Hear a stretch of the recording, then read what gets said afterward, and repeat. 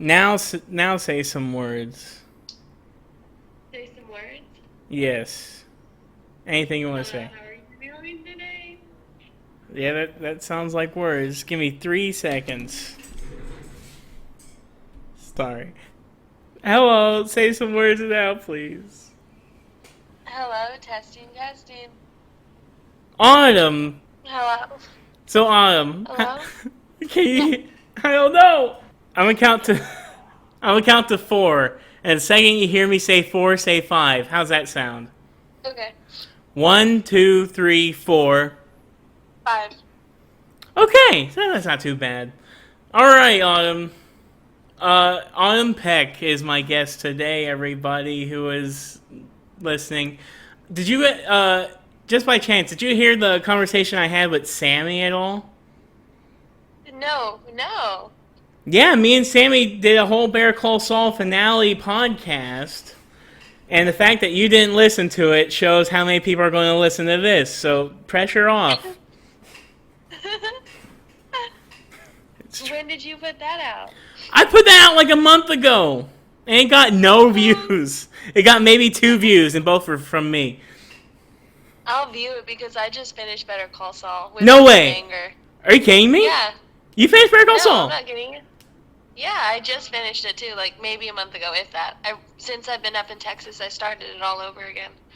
Oh my god, you want? Oh god, dang it! Don't even get me started, because it could be a whole Bear Call. Okay, you should listen to it honestly, because we go deep, and I especially go deep. Okay. I think you were surprised. Yeah, I bet, because Uh huh. Better Call Saul's baller. It's awesome, and I think he was surprised about how much of a Breaking Bad nerd I was, because like I was quoting scenes, and I was Dude, just. Breaking Bad is so I good. know it's amazing. I was quoting scenes word for word, just without fail. Like the end. Oh, fuck yeah. Yeah, like the end where Jesse's like, "Say the words, say you want this," and to Walt before he doesn't shoot him, and then Walt doesn't shoot himself either because he dies because he got shot. Well, he shot himself, but it doesn't matter. Anyway, point. Don't get me started with sinking Breaking Bad and Better Call Saul, because this isn't about that. This is about what are we talking about? Yeah, what are we talking about? You tell Inside. me. Bo Burnham, Inside and Inside Out. Inside Out takes. Inside Out takes. Inside Out takes. Inside Out.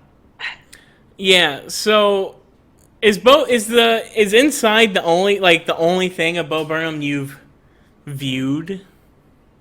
No, I started going back. Once I started watching his stuff, I started going back and, like, I realized, like, one of the very first popular videos he made, he was, like, playing the piano in his room. Mm-hmm. And then I love how on Inside they have that little clip and he's watching himself play the piano in his room, that video, and, like, he's back where he started. Yeah, exactly. And he's forced back where he started. Thinking, how did I? So me and my brother, we watched. It was funny. We watched. He did a guest appearance on Conan, and we were just sitting at home, and we were just watching random videos, and we saw his little. He had like a 5 minute set on Conan, and we thought, wow, that's funny. So we looked him up, and he had his whole first special on YouTube for free, and we watched it. That one's called What? Did you watch that? No, I haven't watched that. How dare you? You call yourself a Bo I Burnham have fan. I haven't watched that. No, it doesn't. No. So look, me and my brother, and then I think mostly me, because my brother actually doesn't care for Inside that much. He doesn't like it so much. What? Yeah, I know. He's a We're gonna controversial have to fella. square up. I know. I know. I think, but I'll get into that in a little bit. But I've been following Bo Burnham's work since I don't know, probably like literally like 20. It had to be like 2015, 2016 ish. We were watch. So yeah, we watched his first special. What? That was free on YouTube. His second special was called What's No. It was called Make Happy. I showed you I showed you the end of that one. Have you seen that one? Yeah, I watched that one. I was just reading about it and I watched it the other day actually. It's good. That one, the last song in that is probably one of my favorite, if not the favorite, that he's done in general. But in Some yeah, what? what were you saying? Sometimes I just play the whole end of that skit and just listen to the whole thing as background music. Yeah, I love it. I love it so much. So what I've done just now in the last hour or so is I skipped around on both the Inside outtakes, and I will listen to the Pringles can Kanye rant, which is one of my favorite things he's done in general. Uh, it's such a this it's so much. It's so much to jump into, but I'm going to get into it. So yeah, I told you about Inside. Is that the first time you've heard of Bo Burnham? Was when I told you about is this special, the Inside special? No, I've been watching. My brother was showing me skits of him when I was young, and I didn't put two and two together until I watched the special. Wow, wow. Take the credit away from me then. But but oh, so what? So I don't know. I remember where I was when I first watched. I'm not trying to make it sound like 9/11. Like where were you when you watched the special? But when I Let me first, guess, you've been there since the beginning? I definitely was there for because when he posted on Twitter about it, I followed him on Twitter already. I was following on Twitter, and he posted on Twitter, "I have a new special coming out in like a week or whatever." I forget when it was. It was like beginning of 2021. And when I watched it, I watched it in two parts. I watched the first half in the beginning of the day. Then I had to go to work, and then as soon as I got back from work, I finished it. And I was yelling at the screen both times from the beginning of the day and the end of the day. Uh, it is just an insane piece of work. And then he released the Inside Outtakes literally a couple months ago. And that in itself, just seeing some of the things they didn't put in there, it's like, why didn't you put that in there? That should have been in it. But I'm glad he saved that for us because it's so good. Like, just when I was starting to be like, man, that was the last Bo Burnham thing I'm going to see in a while like that. And then he comes out with that, too. And I was like, damn. Yeah, I know. I was so happy. So I want. I just want to know what were your thoughts when you first saw Inside? What are your thoughts since then? I don't know. Like, has your relationship with it changed since you first saw it? So, Go ahead. when I first started it, I got to Socko.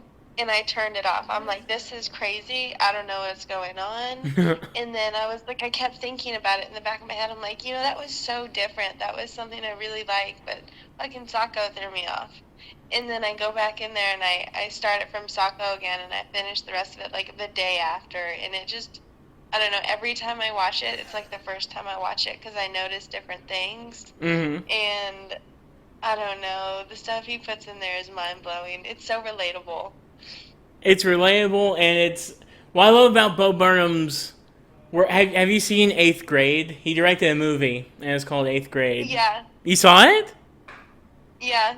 Gas. I saw it when I started watching Inside. I did. So I watched it for the first time when I had COVID, literally like last year and a month and a half ago or whatever. And I mean, I just loved it myself. Like, it was just, what I love about Bo Burnham, he seems most interested in trying to get into, like, really deep root into, like, today's culture. Like, if anything about, like, there are older conversations that are had and always have been had and probably will still be had 20 or 30 years from now. But he's trying to talk about the internet phenomenon and how that is affecting the world. And it's just such a... I mean, look how it affected him. Like, he had a total mental anxiety breakdown because of the internet. And I feel like, in a way, he almost, like... I don't know if he regrets getting famous off the internet, but I think he regrets... or just... I don't know. He's upset about the circumstances in which... of why he is famous and what the internet has... what the place the internet has in that. I don't think he enjoys personally. I don't know. Yeah, like where the internet landed him is a really dark place, and like that's what I feel like a lot of Inside's about. It's just like a super dark place, and it landed him there, and then now he has to recover from that. Yeah, well, literally, exactly. In fact, I remember when I first watched it. Like as soon as I finished watching it the first time, I looked straight on to YouTube, or not YouTube. I went on to Twitter, and I went on to just general news sites. And I was going to see, like, did Bo Burnham kill himself, or is he okay? And he had posted, like, one picture of himself. It wasn't even of himself. It was, like, the top of his nose and his eyes and his forehead outside. I love it. Yeah, and it was just him standing outside just to show, like, I'm not dead and I'm not inside anymore. But that's all it was, just him outside, and that was supposed to say enough. Dude, I love that. Like, that's so well thought out. Like, that's amazing. Yeah. It's Because on the last clip of Inside, he's like walking out the door's opening. Exactly, yeah, exactly. And it's like, oh, he's finally got out of there. So I'm really trying to think about where. So what are your? Do you have like a top faves? Just spout your fave ones, like your fave songs, your fave skits, whatever, in general. And by all means, the most famous one, it has to be All Eyes on Me, just because every time I get to that song, like, it evokes so much emotion. Like, I want to stand up and just go. Like, that song's amazing. It's the obvious one, and it's not a bad thing to say it's the obvious one. In the original version, you see Bo, and he's there with his full hair and his full beard, and you're just sort of like looking at him. And when you're looking at him, it's like, man, this guy has turned into like a little house troll type, like a troll man type person. Like his hair's so long, his beard's so long, and he's wearing like, it almost looks like an oversized shirt, but I'm pretty sure that shirt just fits him. But his hair makes it look like bigger on him for some reason or whatever. It just looks like a troll just waiting there. And then the outtakes version, he's literally dressed up like a troll, like a green little internet monster, I guess, where he's just like, I don't know, it's like he hasn't seen the sky.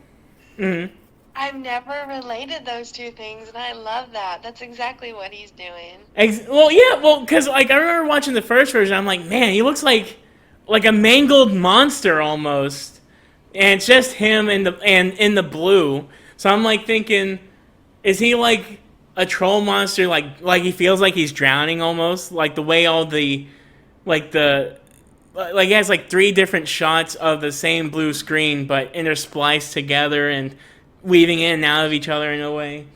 It's like, oh, he's like he's drowning in whatever he's feeling or whatever. I don't know. Do you want to?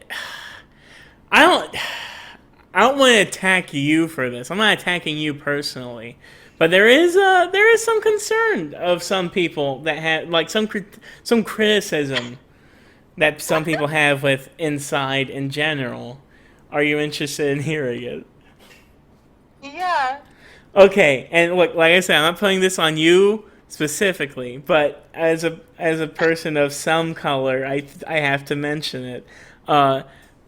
And you can speak on it if you want to, but if you don't, I understand.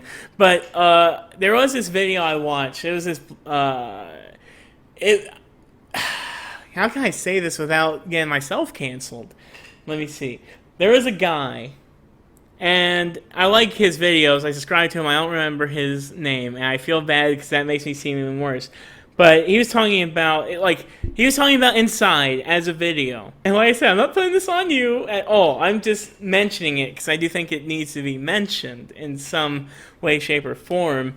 Is the idea of the video Inside as a special in general is made by a white guy. And he has a stinking song, the first one of the beginning songs he has is like,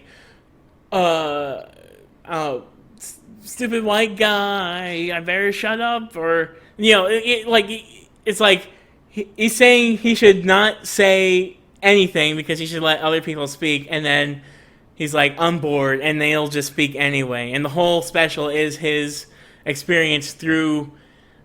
It's both. It's also experience a comment on COVID and all this stuff. Like the whole point, like it's Yeah. inside because he's stuck inside, but he's still Yeah. ultimately comfortable, rich, and privileged. Is essentially what the criticism is. Uh, Privileged white male. exactly. Privileged white woman privilege, yeah. Which is, I'm not, like I said, I'm not putting it on you at all. I'm putting it on, I'm not putting it anywhere because I do have actually Well, counter I art. didn't think you were putting it on me until you kept saying you're putting it on me. Now I think you're putting it No, on I'm not me. putting it on you. And here's the thing. Here's the thing. Shut up!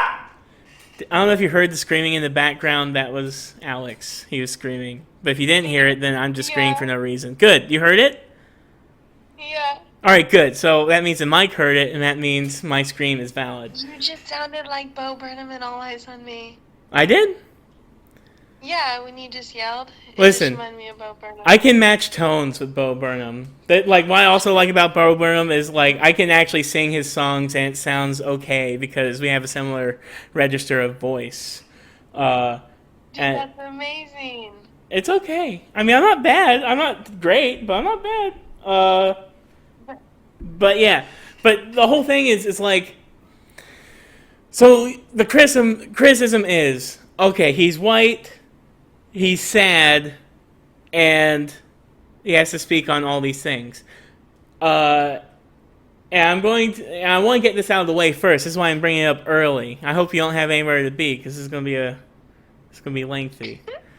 But so the thing is, it's like the criticism is, yeah, he's white, rich, boo-hoo. He's like the crux of the special, like in All Eyes on Me.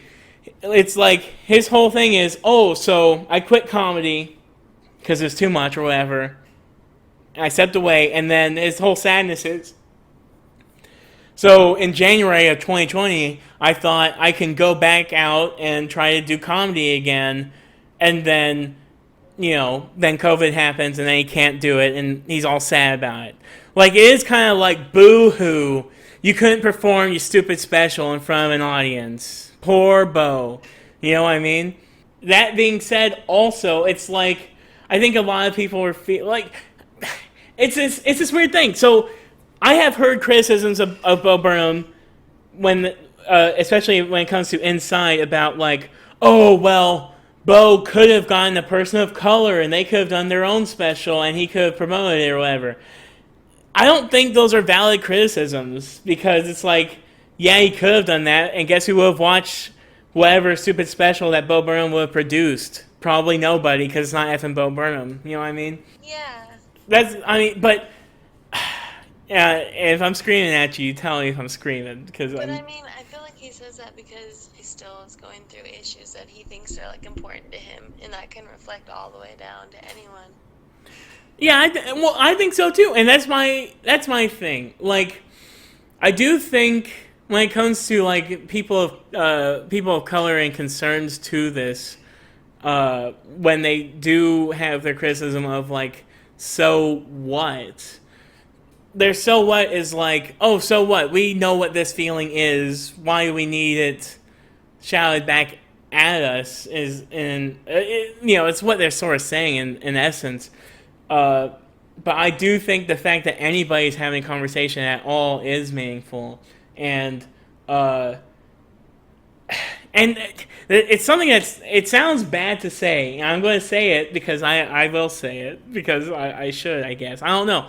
It sounds bad to say, and I don't even necessarily mean it, but in a way, it's like the conversation to be had about mental health. The only people right now who can say anything about it and it actually make an impact right now would be people in his position because, well, they're the position that people listen to right now, and so yeah, he should be singing talking about it. So He, yeah, yeah, I feel like he reach more people. I mean, anyone can say what they want, but he's gonna reach a larger audience because he is famous. I exactly. mean, he is. And And you tell me if I'm talking too much. I know I'm saying a lot. I'm just trying to get it out there. Uh, but I don't know if you've watched. Do you know who Gerard Carmichael is? No. So on HBO, Gerard Carmichael. He's a. I'm going to mention his race only because because I'm think I want to tell people that he does help lift other people up, especially this guy, Gerard Carmichael. He is a black guy, okay? He is a good comedian. He's actually really funny. He had a show, I don't know what network it was on, but it's on Hulu. You can watch it right now, called The Carmichael Show, where it's him and he's sort of like telling stories about his family and his life growing up, and also tackling like big issues. But Gerard Carmichael he had two specials on HBO. This first one was called 8, and it was really good. It was just him. I don't know what big theater he was at, but it was him. It was like a round theater, and he's basically surrounded. So it's like he's on like a cylinder and like surrounded completely by a bunch of people, and he's just sort of talking. That was directed by Bo Burnham. Bo Burnham directed that special. Also directed and shot by Bo Burnham. But in that special, Gerard Carmichael, he comes out as gay, and he hasn't even told his family about it yet, but he puts it out on the HBO special. And the way Bo even shoots that special it's much different than any special you would normally see just anywhere in general. Just the way it looks like someone speaking out in like space almost, but it's still on stage at a comedy show. It's very interesting. And I just wanted to mention I'm gonna have to watch that. It's so good. On HBO? Yeah, it's on HBO, and he's hilarious. Gerard Carmichael, he's hilarious. He's like his comedy is very similar to Bo's in that it's like very real, very it's kind of emotionally blunt, but still funny and still resonating. And I didn't know he was gay until this his last special. It's called Nathaniel. It's on HBO, directed by Bo Burnham still. And it's just him, like, he doesn't even come out as gay right away in the special. It's like, before he sets on stage, he kisses his boyfriend or whatever. Then he gets on stage, tells a few jokes, and then he gets into, like, telling everybody he's gay, and then telling him what he worries about, his family thinking about it. And at the end of the special, he's like, and that's just where I'm at. I don't know how my family's going to feel about it. Like, it's like a live thing. He's coming out right there, and it's just kind of crazy. It's crazy. It's great. Dude, that's so neat. It's really neat. It's so good. It's great. You definitely watch it. Nathaniel. It's on HBO. And I'm going to shout that out. And of course, Bo directed it. Yeah. Yes. It's so Did good. he direct it or he produced it or what? He directed and probably also produced it. Yeah. Dude, yes. Yeah, singing Bo Burnham. But that's what I also like about Bo Burnham in general. Early on in his career, when he was doing What and Make Happy, he talked about doing bits where he came off a little bit sexually ambiguous. Like, you didn't know whether or not he was gay. Like, the way he sings, he's almost like Broadway-y in a way. Like, he's such a showman and so flamboyant in a lot of ways. He's not gay. I don't know if you looked into, like, he's married to, like, a 40-year-old or someone who's, like, 20 years older than him or whatever. Have you heard about that? Yeah, I've looked into that. Yeah, so he's with someone who's like way older, which I feel like in a way makes sense because he seems like ahead of his years in general. But he was talking about having these bits of being a little bit more sexually ambiguous, and he didn't want to confirm or deny it for his gay fans who maybe thought he was actually gay, because he still wanted his influence for them to be like a positive one in a sense. Like, just it doesn't matter what you are, just do what you're doing loudly in a sense. So I think that's neat. Yeah. That's really neat. I didn't know. I didn't know that. I never connected those. Yeah. Yeah. Well, I've done a lot of, I don't know. I've done a lot of research on Bo Burnham. It is what it is. I'm trying not to scream. So, so what's your second, what's your second favorite song on the Inside? That was a whole, yeah. Probably FaceTime with my mom. I like that one. It's the most catchy, I feel. It's one of the most catchy ones. It sounds like a real song almost. Dude, it's so good. Uh, And like, I like how it just starts off as like him on the dark screen and everything's dark, and then he picks it up and like, then he has light once he's talking to her, and like, I think that's cool. And then his dad, the comment with his dad, I was like, damn, shout out to him with daddy issues. He seems like more of a mama's boy in some ways. Like, have you watched any of? Dating a 40-year-old. Yeah, I mean, yeah, you're right. You're right. He's trying to date his own mom in a way. I swear to God. That makes sense. Actually, that actually does make sense. Have you seen his show? He has a show. Well, had a show on MTV years ago, but now it's on. It's like a show. It was made in 2014-ish. It was like made either right before or right after Make Happy, his second special. And it's about this kid, Zach Stone, and he is not going to college, and his friends are. So instead, with his college fund, he decides to hire a camera crew, and he hopes to make himself famous so he doesn't have to go to college, essentially, is the premise of the show. Like a proto-influencer in essence. Like, it was before influencers were a thing, but it's definitely what influencers are now. So it's just vlogging their whole life. Yeah, exactly, and it's hilarious. It's hilarious. He talks shit about people that do that in a way. He does, but that's what I mean. The show is that like the whole point of the show is he shouldn't be doing this, but yeah, and that's why I love it. But he does it anyway. Exactly, and it's a whole thing. It's like it's good. It only lasted one season. Like this Zach Stone. Yeah, Zach Stone's gonna be famous. It's on Netflix. That only lasted one season? Yeah, it got canceled. Why did it get canceled? Probably just enough people didn't watch it, but it was really good. It's actually really good. And the first season, it doesn't end like it ends in a sort of cliffhanger, but it also sort of ends in like you know how this is gonna go sort of situation. So it's good, and there's a couple really great episodes. One of my favorite episodes is the Halloween episode, and it's really fun. Yeah, you should. Oh, I'm excited. Yeah, it's great, and it's 14. It's literally 14 episodes of Bo Burnham, so you know. Dude, yes. So FaceTime with my mom is one of your favorites. I want to couple that with 5 years. Only because 5 years is so good. It is good, but I feel like I was kind of looking at like why did he cut this stuff out? I think 5 years that shit wouldn't have fit.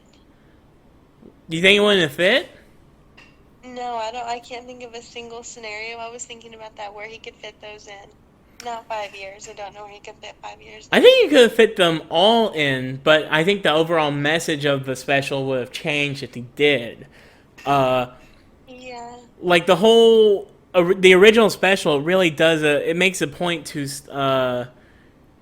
sort of sell the isolation that he's feeling. Like even FaceTiming with my mom, it's like the whole point is he really wishes he could see his mom in person, sort of. Yeah. And so 5 years couldn't really fit in there. Exactly, because it's all about, oh, well, I'm isolated with my significant other. And I think that would have taken away from the isolation feeling. Because like then I don't feel as bad for him. He's isolated with his significant other. Wow, must be hard. But... Yeah, must be hard. Must be hard to be isolated with a significant other and have all this money and also be white in America during... Dude, I swear. But it's good though. I 5 years is really good. Because it You're right. I think 5 years especially is one that is hard to fit in because it is very like what we said about him being like, oh well, he's quarantined with a significant other, and also like he's trying to make a fun little jab at feminism in essence a little bit, like at the end where he's like, everyone's a feminist unless there's a spider around because like I guess girls Yes. need him to crush spiders or whatever. Uh, it's a fun song. I guess but yeah, I guess that one wouldn't quite fit as well. Uh, and actually, in fact, because of 5 years not being able to fit, I think it also makes his other little, it's a shorter song where it's like spider hiding in the corner, Yes. like because I feel like that's a callback because of the whole stupid spider and the 5 years thing, whatever. It's too connected to 5 years. There's a lot of them, and even the All Eyes on Me, like, after he performed that original that went so hard, like, even if he went with the other one before, I just can't think of a good time to slip that in. Yeah. So I guess his first version of All Eyes on Me is probably what he was trying to do first, and then he settled on what ultimately became the final version because like well I already said earlier about like the whole like the troll type like look of him or whatever.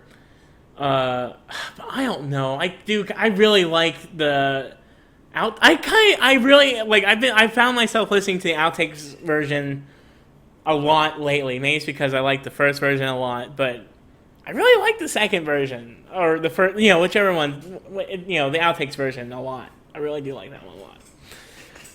It's so different, and, like, I've listened to the other one so many times, and then to have that come out and change my whole perspective on it. Yeah, and it has like basically whole different verses and in essence, like he says different stuff all through it. Yeah. I'm trying to think what else is in the outtakes version that he took out that either could have fit or okay. So one I really love, one of my favorite bits in the outtakes is he's like poking fun at the comedian podcast peoples. Do you remember that skit? No. It's like he's literally talking to himself, and they're both like comedians, and they're like, Oh, yeah. yeah, and he's basically making fun of the comedians that always talk about, oh well, we're gonna get canceled because we said something that, obviously was like offensive or whatever. They're like, back in the day, comedy didn't used to be so gay. Oh well, now look, we're gonna get canceled because we said, and that's what it's all about. It's so funny because it's like all these comedian podcasts that he's making fun of are literally the same. They're all scared about getting canceled and blah blah blah. But I don't know.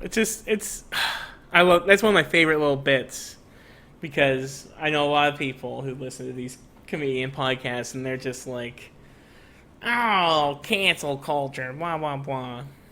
But I feel like they're trying to get clout just by saying that they're gonna get canceled. Like, oh, look at me, I'm breaking the rules. Follow me. Like, exactly.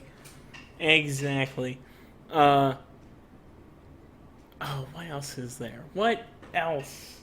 I feel like my favorite little skit out of both of them has to be the one of him playing himself in the video game. Yes, that is a pretty good one. Where and he's and all he can do is walk around and cry. Cry and walk around. That's like he's playing his life out. I think it's insane. And it's like shows the repetitiveness of just quarantine in general, where he like just wake up, walk around, and go back to sleep. And cry. And then maybe once you get past that level, you can go to the next room. Yeah, maybe. What I love about that, and also it. Actually, this is a good little line because he's not only making fun of just the sucky life of quarantine, but also of Let's Players, like people who play video games online, and they're like, oh, well, I guess, just... And actually, you know what? I'm gonna tie this all the way into also welcome to the internet, and Oh yes. exactly. Uh, so like welcome to the internet, it's basically just like what the internet has to offer, and in essence, also like what is like how it's corroding society in essence. Uh, for one, and I think this ties in perfectly to the song, is like earlier when he's doing a reaction of a reaction of a reaction. Yeah. That I was screaming at the television when I first saw that scene because I was like, "This is literally what like that's what everything's turning into now. It's less about like it used to be what he said, she said. Now it's like what he said about what she said about what he said about what she said. That's what it is Yeah. now. It's just like like it's less about caring about the actual situation, but caring about what people had to say about that situation. It's like, God dang it. Dude, I've never took that from that, and I love that because my thought, I don't know, it it looked like anxiety to me, and at the very end, he's just like, turn it off, like stop it, 'cause it just keeps building up on itself. But it's reaction videos. It's both. I think it's both. I think it's both. What uh, sort of like what entertainment has turned into, and also his feeling of being overwhelmed of like what feelings matter anymore at this point. Are we supposed to? And that's why. And I think you remember. Do you remember years ago where I would like rant about modernism, metamodernism, postmodernism, etc. Yeah. So that's what this special is a lot. It's like a lot about that. It like I when I first saw the special, I listened to a lot of old Bo Burnham interviews, and he would talk about cringing is one of the last few pure emotional. I don't know what's the word, like reactions, and like the like it's one feeling that one everybody wants to stay away from, and two is also just like the most pure. Uh, and I think what Bo Burnham is starting to sort of crack into is the idea of being extremely genuine with what I was saying with the modernism, postmodernism, and all that, and metamodernism. Like it's like being ironic. Like there's being ironic, and then there's telling the truth, but yeah, just telling the truth in a way that sounds jokingly, but it's obviously true. And not only is it obviously true, but he's not joking, but it sounds like a joke. Yeah. There's just something to that I think is like that's where the gold is. It's like I anybody could say anybody like a person could be crying, right? A person can cry on the street. That's sad. A person could be crying on the street and saying, "I'm sad" out loud to you.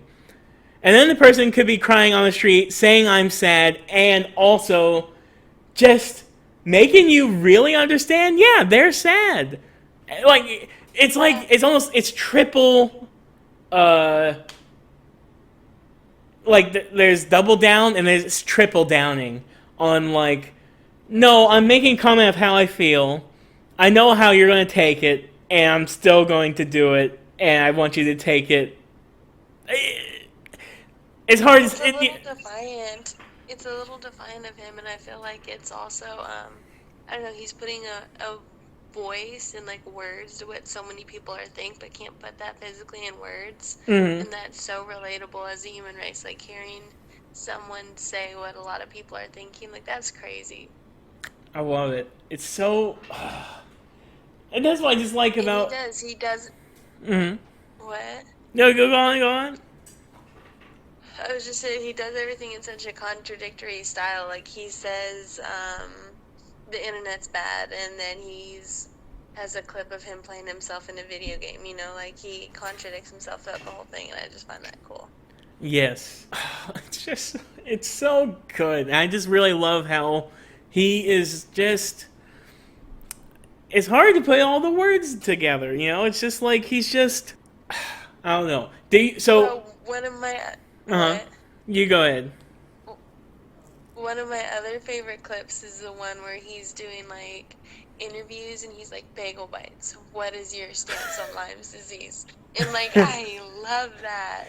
Yeah. Oh, and he actually, and that one I want to tie together also. So yeah, it's about, and so I had, probably my junior year, I had a marketing class.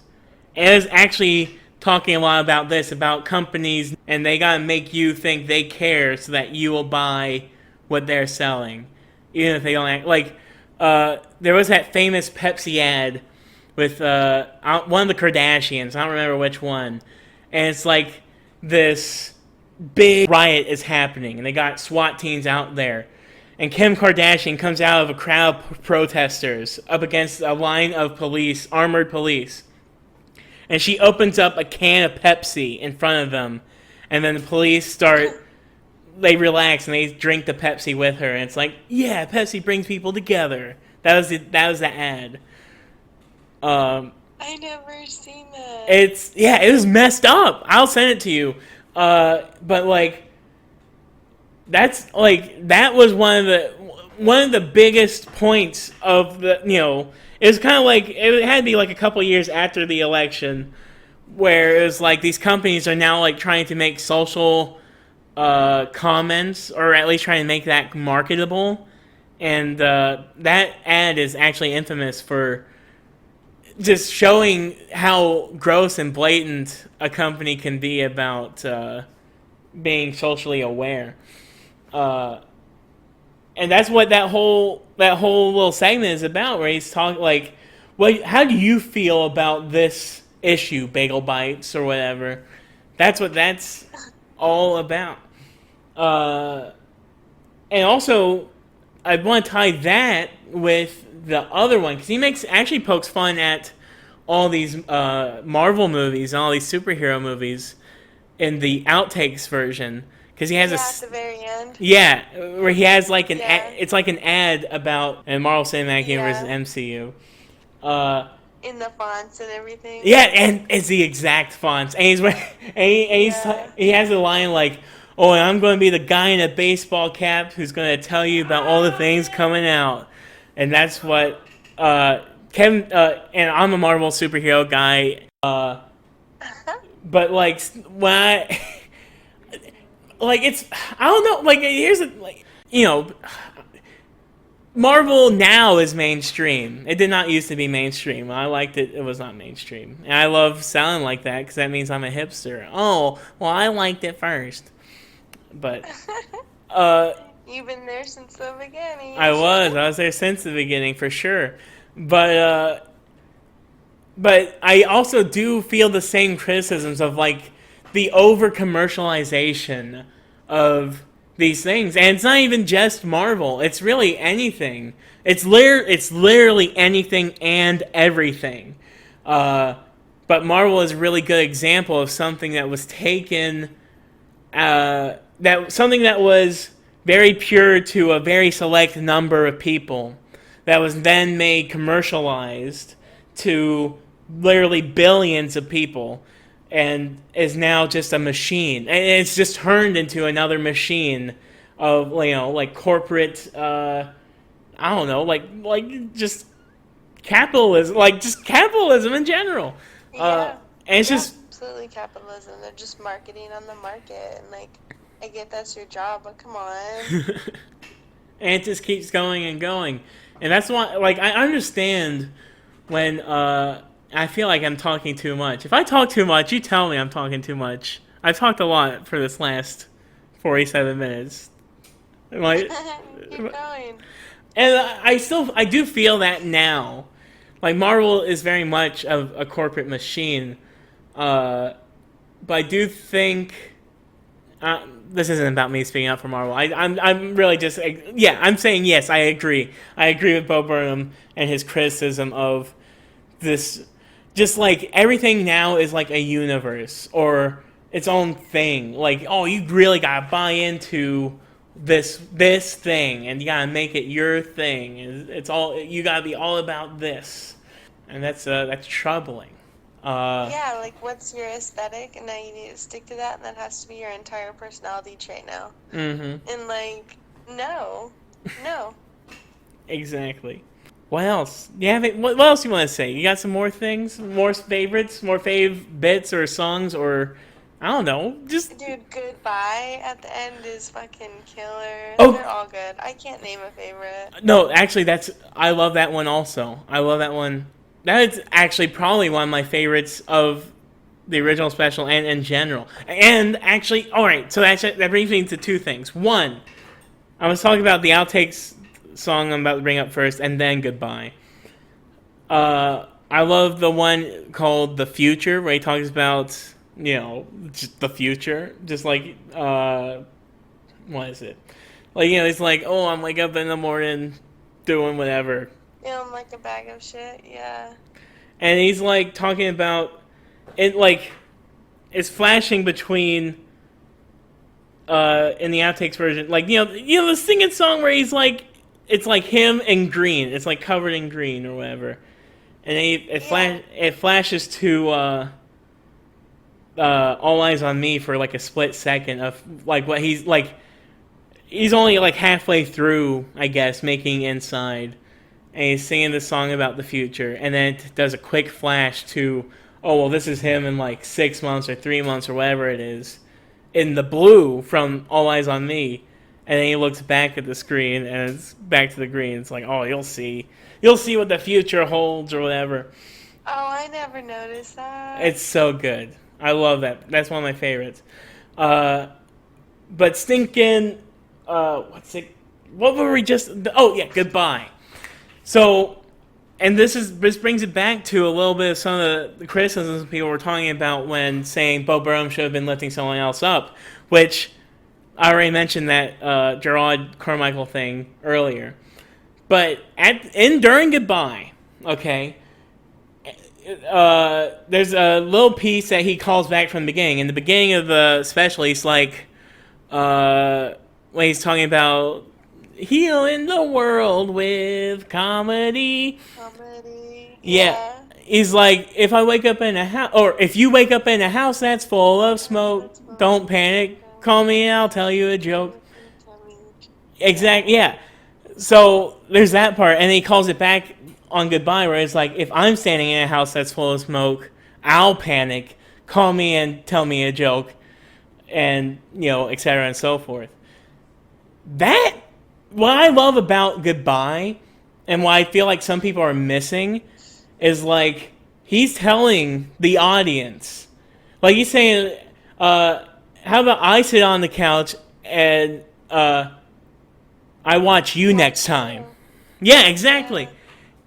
He's telling the audience, I want to see you make your own thing, and I want to see you do it. Like, I feel like people miss this in Inside. Because it's so overly criticized. Everything in society is now, but like shows and stuff. But like, let me see you get off your ass and get out of the bed before you criticize it like that. Like, look at him out there doing stuff. Yeah, but like when people are talking about, well, F Bo for doing all this, and it is a special that is about him basically talking about how he feels, and it's like me in essence, right? But like at the end, he is saying like a call to arms to the audience, like, let me see you do this. And I don't think it is him being like, well, what you see how hard this is? I think it's him genuinely being like, I want to hear what you have to say.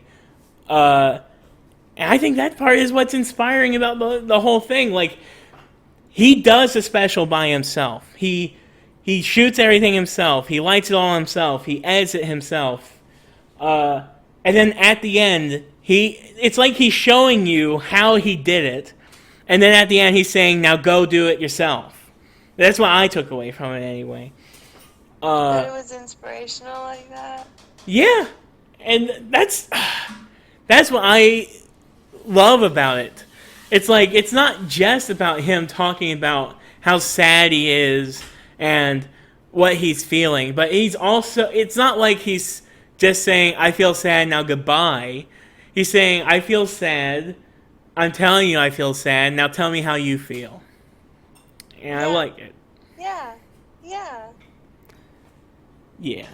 Everything he does has such significant meaning, like in the background, like, you know, I guess I've never caught that or like thought of it like that, but that's beautiful. Everything he does, you can take away something from it. He's put so much time into it. Yeah. And like when it's all the clips of him being sad that it was about to be over. Oh, and shall we talk about the suicide clip where he's talking about suicide? I love it. I remember. I was literally well, we both watched a little bit just before this, but yeah, I was rewatching that part also. I actually love that part because like first he makes a joke about the suicide, and then he cuts straight to him being like, "Okay, now look, I know I said that, but don't actually commit suicide, blah blah blah, Just etc." don't. But not only is he saying And that, then he makes another joke about it. well, yeah, he's making another joke about it, but he's projecting that video of him saying don't commit suicide on him months later, just sad again, looking bored Yeah, or he's upset. talking to himself. Yeah. And he's just checking his phone as the guy is saying don't kill yourself. Yep. It's like, oh, He's just God. talking to himself. I love it. It's so And that's good. the whole thing, like with the whole special, like he's talking to me, but like also you learn a lot about him, kind of, you know? Mm-hmm. Like it hits, like it's personal to you, but it's also something that was really personal to him. Mm-hmm. Oh. It's so... Oh, it's sad. That's good writing. It's really... Exactly. It is good writing. And I really think... When you get to look at the outtakes and you see what he did pull out, I think it does show how much more masterful the original version is, because you're just... Like, it shows that there is a lot of intention from beginning to end of what he's trying to convey. Yeah. Oh. And like it builds up, and then All Eyes on Me is like we've been watching his whole special. Mm-hmm. And in the very end, his song is about, like, you've been watching me this whole time. Put your fucking hands up. Oh, fuck, it's so good. I love it. I love it too, because All Eyes on Me is also mostly on his eyes. Like, I was watching it in my room. I have like a 55-inch TV, and it was literally like 5 feet away from my stupid face, and I'm just looking at giant Bo Burnham's eyes stare directly into my soul, as I'm like, oh man. So, I read something and it said that the video, you know how it's like a projector of him dancing and then he's dancing that? Mm-hmm. Like on the whole music video, like I read somewhere that he recorded himself dancing that and then he learned the moves to be almost exact and then he filmed it like that. Oh my god, that would be annoying. There's no... No, that would be cool. Like, that's so much talent. I read that, so I don't know if it's true. That is But cool. they said that if that is true, that's so cool. That means he would have at least had to do it twice, basically almost the same. Yeah. But also, that reminds me of in the outtakes version of Welcome to the Internet. Like, he shows, like, literally, he fills the whole screen with different takes of him trying to do it. And as the video is going, one screen disappears every time he either messed up or just gave up in the middle of the take. Yeah. Yeah, and like it slowly goes down to like the 2 or 3 times where he actually finished the whole song. But the one he actually went with is, you know, the big screen one, like the one that takes up most of the screen. And it's like, oh my, just so much effort. Into so much effort, and it just looks like, I don't know, like that's kind of like one of my things I look for in people now is like, I'm gonna ask you if you like Inside and if you watched it, and if you don't like it and you watched it, like I don't know how we're gonna be friends now. I wish I could say that, but I have a couple friends who do not like Inside like at all, or Bo Burnham my best at friend all. hates it. Alex hates it. Dude. You know Alex. He doesn't. Well, he doesn't hate it, but he doesn't like it either, particularly. My brother and sister-in-law hated it. My brother didn't like it either. So I loved it. My mom loved it, and I loved it. that's good. That's good. I'm literally like one of the I'm glad. You know, it's funny. I send you something. I only send you a couple. Like, I know it sounds like I send you a lot. It probably does, but I don't. I tell you, the only time I tell you of a thing that I think you would actually like is only when I think you personally would actually like it. And Inside is one of those things, along with The Leftovers. I don't know how you knew. The Leftovers was good too. And like both of them, I had to give them a chance because I turned them both off. I was like, no. And then I was like, this is good. I knew. Well, look, I for a couple people, because like you said, you turned it off around Socko. I knew Socko was going to be a harder sell for some people, but I also knew if people could get past that point, if you can watch the whole thing, you probably would like. But that's not even true either. I know a couple people who watched the whole thing and just didn't like it. But I don't know. Like I feel like for most people, it wins you over at some point before it ends. At some point, and then it makes the whole thing click. And then I kind of like Socko. I still don't like him, but when I recommend it to people to watch, I always warn them. I'm like, if you get to Socko and you don't like it, even if you fast forward it right now, just keep on watching it. It gets better. I loved Socko. I don't know why you don't like Socko. I love Socko. I wish he didn't portray it that way. The words are great, but like, come on. You know what's funny? He had, in the outtakes version, he had a sock that was not white. I don't know what color it was. It was like orange or something. But I was thinking yeah, I remember that. Yeah, if he had a sock that wasn't white, I do think it would have been a little bit better, but maybe it would have been too on the nose. I don't know. That would have been too deep. I don't know. Like, I wonder if it's a safer bet that they did a white sock or more dangerous. I don't know. Probably not dangerous. Probably a safer bet. Controversial topic. Did you... And, well, another show, I am going to recommend it to you now, also, is Doom Patrol, which you need to watch. And, look, here's the thing, Autumn. I would also say Guardians of the Galaxy, but I know that's a harder sell.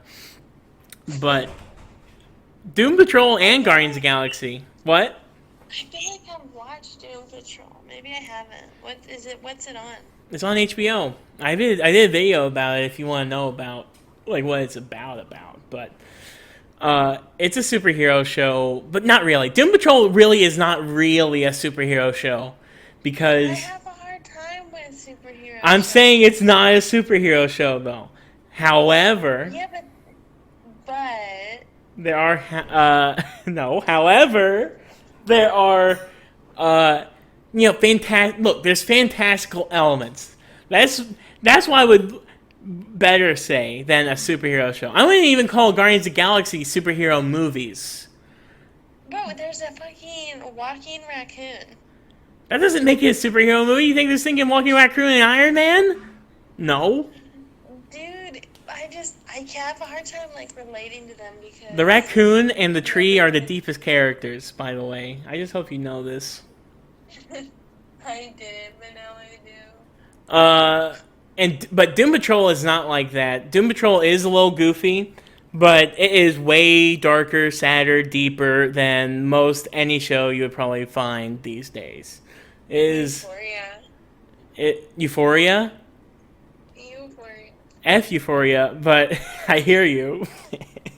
I love Euphoria. Well, I will tell you, as dark as Euphoria goes, Doom Patrol does go that dark. Like, No. yes, they do deal with like they're. Yeah, I did start watching Doom Patrol. I don't believe you. It's cheesy, bro. I really did. No. I really did. And if you did, you gotta finish the Okay, you gotta so, finish the like, first season, if nothing else. Isn't it the guy and the daughter and Yes. the kid, and then like the guy with the big face mask has to like come rescue him or something? What? Oh, I don't know. A guy with a daughter. Look, the robot man has a daughter. Yes, that is. Yeah. There's a robot man. There's a guy with bandages. Yeah. Yeah. Don't tell me he's goofy. I- You gotta finish the whole first season. Finish the first season, No, then tell me. I can't do that because it's like a cheesy. No, alright, if you don't finish the first season, go to the first, I would say 8, but I would say 7 actually. The 7th episode is the deepest episode of the first half of the first season. And I think that the first episode of Doom Patrol sold me, but the 7th episode made me fall in love. So I will say give it 7, is what I will say. And if you don't like it after that, then you can give up. I feel like I got to like 5. Then you And need to if go I to got 7. that far, I can't. You need to go to 7. So bad. It was not bad. Not bad. You gotta go to 7. Doom Patrol is deep. Deep. And they get dark. Dark. Like, okay, like one of the characters, I'm gonna spoil it a little bit. And we're still talking about Inside, sorta, but this is tangent. Thinking, one of the characters, okay, she has like a multiple personality disorder or whatever. She has like... Yeah, the girl with the short black hair. Yeah. Jane. Her name's Crazy Jane, but... She was in the psych ward. Yeah. There's a point where they're like, well, we have a way we can soften all these voices in your head, but it's basically like you have to take a superhero opiate, in essence. So she has to start basically... so she starts shooting up basically super heroin so she could shut up all the voices in her head. And this is great, and it's so sad and dark, but it's good. But there's a great part where the robot man, he is walking across town to bring her dinner, and she's like staying in this trailer, and he doesn't even knock, he doesn't go inside. He walks across town, puts the dinner at the bottom of her front door, and he walks away, and then the camera goes inside the trailer that she's in, and she's lying on the ground like with a needle on her arm, zoned out. And it's so sad. It's sad. It's dark and sad. It's dark and sad. You should watch it. I think you would love it. Look. I think the farthest I got was when they had to go fight that big robot out in like the park. Don't tell me that, because that's way further than episode 5. Okay, well that's as far as I got. I remember that's the last. Well, I was just talking about literally happens like an episode after that. So. Oh well, then I definitely stopped at the robot because I would remember the other thing. A giant red robot? Yeah, dude, the one that's like destroying the town and they keep dying and they keep getting transported back where the guy's making like pancakes. Yes. Wow, you actually gained respect for me. You watched all but the last episode of season 1. And I'm telling you, I did give it a try. You did give it a try. Well, F you. Doom Patrol is my favorite show ever. So I don't know what to tell you about that. I tried to. It's so good. I don't think you paid attention. I don't think you put full attention into it. I just recalled the pancakes, bro. There were That's like true, pancakes or but some shit. And also I will say season 2 gets substantially darker. There was what was it? Oh, have you seen Ozark? Yeah, the last season sucked. Not just the last season sucked. Okay, the first 2 seasons. Progressively got. No. The first 2 seasons effing sucked, and the last season sucked. The 3rd season was the only season I effing liked. I don't even think I completely finished it. I think I got like 2 episodes from the end or the very end episode. Go in there. Go away. My roommate's telling me to take it back. Get out of here! Take it back. Ozark is great. Ozark is garbage. Thinking the first season, I was like, I'm really not feeling this. Look, I'm not a person that gets squeamish from like violence or anything, but the first season had such gratuitous violence and it was just too dark and too shallow of writing for me. Ozark was like trying to be Breaking Bad, but couldn't do it. Version instead of the desert version. Exactly. Ozark is just it's basically Breaking Bad in the Ozarks. Hillbilly. Yeah, hillbilly. Except not as good and way more violent and with more nudity and all that. Like. Yeah, because Breaking Bad was always good. And then Ozark was just a hit or miss, even on the episodes. And like Breaking Bad, you could rely on is just going to keep getting better. Exactly. Breaking Bad always got better. Ozark not only didn't ever get better, or it got better in the 3rd season. Look, season 3, I don't know what changed. I watched season 3. I burned that through in like 2 days, and it's actually like, man, I'm really liking this show. That was the only season I liked. Season 1 and 2 were a slog for me, and the last season, F that show. F that show. I didn't have a lot of like personality, like a connection to any of the characters, but like in Breaking Bad, like you feel for Jesse and Walter, but like in the Ozarks, like, oh, he died, it's no big deal, like you don't really care. Yeah, in Ozark, you basically wish they would all die, and if they don't all die, stinking, I don't know, F them. Like, yeah. Spoilers for Ozark. I'm gonna spoil. Like, Ruth. You remember what happened to her? She's a badass bitch, though. She was my favorite. No, I don't think I watched the last episode. Oh, you didn't watch the last episode? No, I think I stopped. Nah, I won't say anything. I'm not gonna say anything. Did she die? I'm not gonna say anything. I'm not gonna say anything. I'm just You gonna already say. spoiled it without telling me. No, I didn't spoil it. What I'm gonna say is, though, she's the only character that I liked, and everybody else I could have said F them. Like, the only time I liked the final season, there's like a stint of episodes where everything is going wrong for like Jason Bateman and his family. Yeah. Those are the only episodes of season 4 that I liked. It's only like 2 or 3 episodes that whole season where they're just starting to actually like really freak out and be like, I don't know if we're going to get through this time. I think it's funny too, because in Ozark, like, the wife is the one that pushes a lot of the bad shit, and like Breaking Bad, Skylar chilled back, and it is mostly just Walter. Oh like, my! They reverse the roles a little bit. Exactly.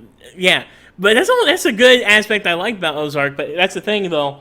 And stupid. So my roommate also has a thing. He's too hard on Skylar from Breaking Bad.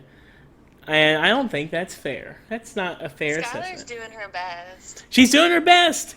And I feel like, and I'm not putting this on my roommate. Now I gotta say I'm not putting anything on the people that inspired me to complain about society. But there's a thing about Breaking Bad and Skylar where a lot of people will villainize Skylar because she cheated on Walt, but nobody's looking at like why she cheated on Walt and why that whole situation was just not a good situation. Like, I don't know if Walt is literally running a drug empire. Yeah. So like, who cares what Skylar does? Not even just that. Okay, so first of all, he's killed a few people. He's responsible for hundreds of deaths from that plane crash by that point already. Yes. But the reason she cheats on Walt is because she kicks Walt out because she finds out he did the meth, was making meth and all that. And then he basically forces himself back into the house. He's like, oh, Walt Jr., here's some pizza, blah, blah, blah. I'm just going to stay here, Skylar, blah, blah, blah. Skylar then leaves, smashes Ted, and then comes back and tells Walt, I have Ted. Basically be like, well, you can be here all you want, but I'm done with you. In essence, is what she was saying. And I just feel like she got unfairly judged for that for some reason. That's a bigger discussion, I think, but I don't know. I feel like she did too, because she was making the best with what she had, and Walter was not the best. So like, Skylar, go off. Mm-hmm. Not to jump too far into stinking Breaking Bad. I don't know. What else you got to say? You got some more things to say? Dude, no. Well, I don't know. This is a fun time, Autumn. Thanks for calling and joining. I know I probably talked your ear off more than you got to say things, but I don't know. No, you gave me some new perspectives, and now I gotta go watch Zach Stone. Yeah, watch Zach Stone. Watch Gerard Carmichael's both his specials on HBO. And I'm just gonna say rewatch episode 7 Doom Patrol. That's all I'm gonna say. Just episode 7. And if you don't feel like, one more chance. Yeah, give it one more chance.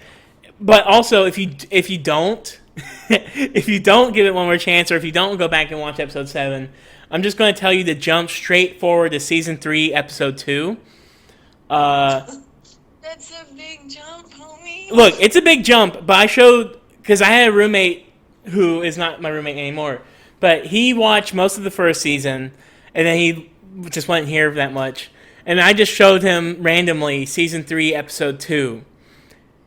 First of all, that episode, and I hope you take in from my silence the amount of impact that episode had on me. That episode is one of the most touching pieces of television I have ever seen, and I'm hyping it up, which is not good, but it's really... Doom Patrol. Don't say it like... You don't understand. Look, I wish you... If you do rewatch it, and if you do find a new love for it, we should talk about it sometime. But if you don't watch it, F you. But... I gave it a pretty good shot already. Like, I might not go back and rewatch it. You don't rewatch it if you don't want to. But if you did watch an episode, skip straight to season 3, episode 2. And I'm not saying that's how long it takes before it gets good. Okay? I'm saying there are many episodes as good as that episode. And I am also saying that episode is probably my favorite episode of the series. And if nothing else, if you watch that episode and if you like it, maybe you would see what value I have for it. That's all I'm saying. Okay. I'll watch that one. And I think the thing about Doom Patrol is like most of the episodes are separated enough where you don't necessarily have to watch everything in order. It definitely helps, but like it's mostly a lot of like the Doom Patrol are out on a separate mission and then things happen and then you feel something about it, etc. You know what I mean? It's kind of anime where there's like 5 episodes of fighting and there's like 20 of just talking. That is not what Doom Patrol... No, that's not even true. Doom Patrol is the most talky of... You need to... I don't think you watched it. You might have watched it, quote-unquote watched it, like you might have put it on and then walked away. You did not watch it. Tell me I'm wrong. If I just put it on and walked away, I wouldn't have got so far. I would have put on something that I actually like. No, that's why you watching. If you actually watch as many episodes as you said you watched, that means you watched literally 14 episodes. I doubt you watched 14 effing episodes and didn't like it. Maybe not fully. Oh, so maybe you just walked away during a couple of those episodes. Uh-huh. But yeah. Well, Autumn, we should do this again sometime. Okay, we gotta find another... Yeah, another thing. Yeah, well... And usually, if it's something like Doom Patrol, I'm out, bro. No. Watch season 3, episode 2, and tell me what you think of that one episode. Just that one episode. That's the only... Okay. And, yeah, that's it. Episode 3, season 2... Or, no, season 3, episode 2... The Gerard Carmichael specials, and watch me and Sammy's discussion on Better Call Saul season, the finale, or the series, the series in general. I'm turning this off, but we can text if you want after this, if you want. But yeah. Okay, I'm gonna go make dinner. I'll text you. All right. Goodbye, and thanks for coming on. Oh wait! Don't hang up yet. You have anything else to say? Like, I don't know, anything you want to say to the people. You got people listening. Hey, guys, I'm gonna head out. That's it? You're just going to say bye? I mean, I'm not saying follow me on social media, but say... You put me on the spot. All right, goodbye, bye. Bye.